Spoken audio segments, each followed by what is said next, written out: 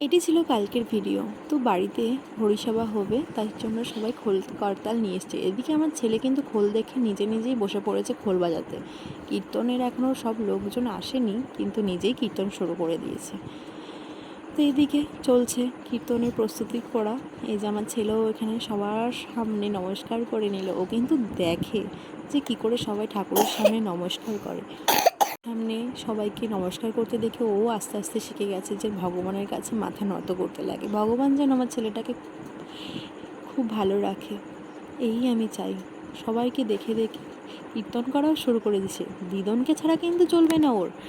ও দিদনের কোলে, আর দিদন যেখানে যাবে ওর পিছন পিছন যেতেই লাগবে। এই যে গেছে গিয়ে আবার দিদনের সঙ্গে নতুন একটা খঞ্জনি আনতে, এই যে লাগবে, এই যে বাজানোর জন্য নিয়ে এসে পড়েছে তার বাজনা। এই নিয়ে আবার চললো কীর্তন করা। এই দুষ্টুমিগুলোই স্মৃতি হয়ে থাকবে এই পাতায়। বাই।